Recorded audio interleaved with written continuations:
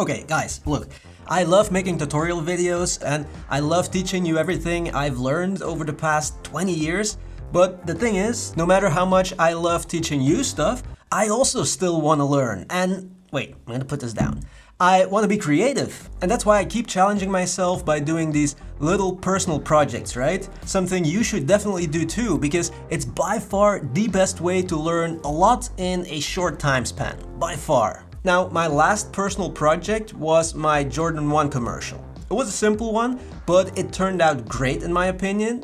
But yeah, right now I'm doing something different. I want to create like this Netflix-style nature documentary with a YouTube/commercial flair, if that makes sense. Probably not. So I want it short, snappy, visually engaging with some cool motion graphics. And I want to bring different styles together.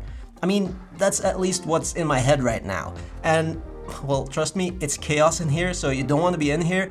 But in this video, I'm already going to show you how it's going. Some pre-production stuff, but also some behind the scenes of the filming techniques and the gear I'm using to make my small one-man production look a bit more impressive and professional. And I hope to inspire you and motivate you to do something similar, to start something. That's the goal of this video. Inspire you. Okay, now the most important thing, of course, is the story and the idea. But I want to emphasize again that it doesn't have to be a big, spectacular, complicated idea or story. A good, simple story always wins from a bad, spectacular one, right? And so, even if you live in a boring place like me, and what I mean by that is that I don't live anywhere near spectacular landscapes or mountains or cultural events. No, it's pretty boring around here. But it doesn't matter, because there's always an interesting story to find. And here's how I came up with this new idea. While I was trying out the probe lenses, remember from a few videos ago? Well, I noticed how much life there is in these areas right next to the roads. Like, you know, you always pass by these areas when riding a bike or a car, but we never really see them. We don't notice them, even though we're living so close to them, to a completely different world. So much life, insects, plants, right there, next to the road. So that's my idea and story for this short nature documentary. I want to show that world that exists right next to the road, but always with a connection to the human world. I want to show the viewer that these worlds are so close together. I want the viewer to feel how close we are. And yeah, I must say, it's not been easy so far, but I'm having a lot of fun and I'm learning a lot. And remember, that's the goal of this video, to learn, to be inspired. Yeah, that's what it's all about. I hope you're feeling it already. I hope it's tingling in your butt. What? No, I hope your butt is not tingling, because, yeah, no, let's, next point. And just like with my Air Jordan 1 commercial, I'm using Milanote again to structure and organize my thoughts and plan my project. And they're also sponsoring this video. So yeah, let me show you real quick what's going on in here, because that's what Milanote does. It organizes all the creative chaos that goes on in here. And trust me, it's a lot. So this is what my pre-production boards in Milanote look like right now. I started with my idea here. And then first thing I always do is collect inspiration videos and screenshots from YouTube, Google. I just want inspiration so I can create a mood for my video. But I've also made a to-do list, a list of gear I want to use, the music I want to use, and everything is drag and drop. It's super easy to use, flexible.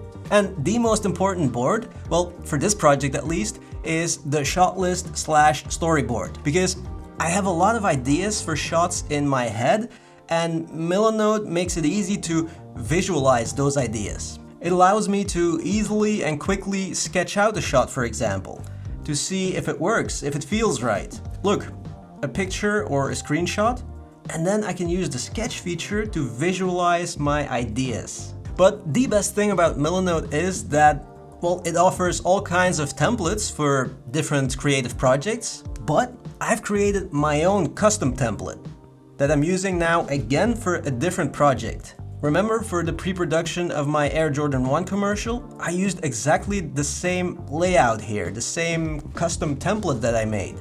See? And it's so great that you can do that because, you know, my brain doesn't work in the same way as yours. I need something you know, something custom for my brain. Every creator has different needs, different routines, different habits. And yeah, so this is my custom pre-production template. So just pause the video if you want to take it in more or if you want to copy it, no problem. And of course, thank you so much Milanote for supporting my channel. And you can try it out for free, by the way. The link is in the description. And if you do, let me know in the comments what you think about Milanote.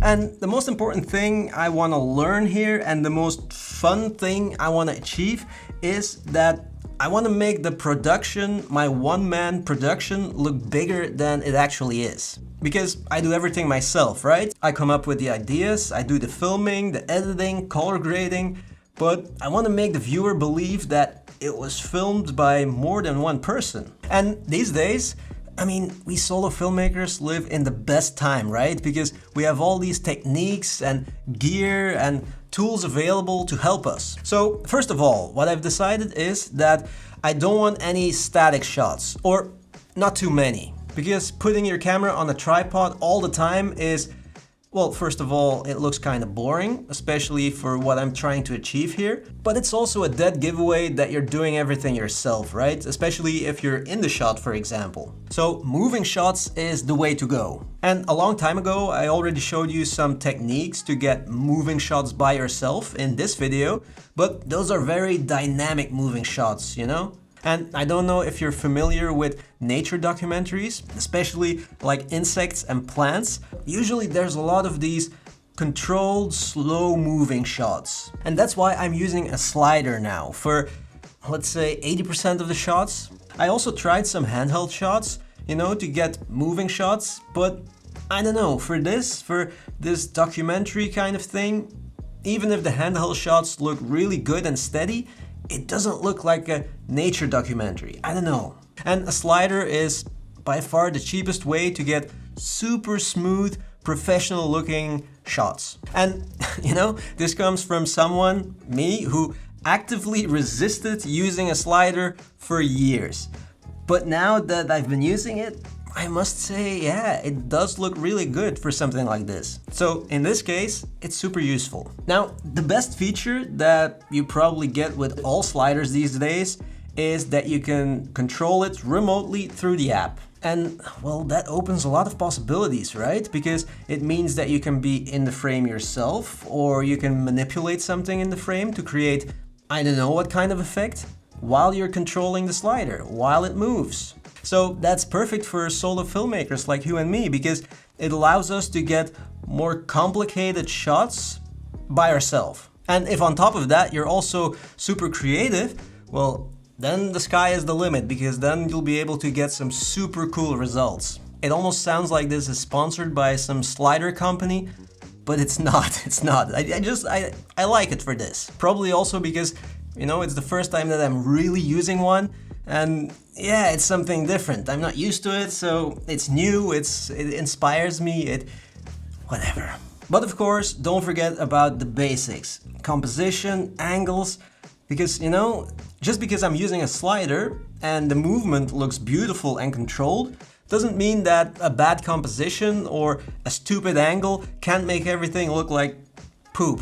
And actually, when using a slider, that's something I've noticed, it's actually even more important to pay attention to your compositions and your angles, because it will affect how the shot looks and how that parallax effect looks that you get when using a slider. You know, when the foreground and the subject and the background move at different speeds. Also, focal length will affect what that parallax effect will look like. So, you know, think about all that. The foreground, midground, subject and background.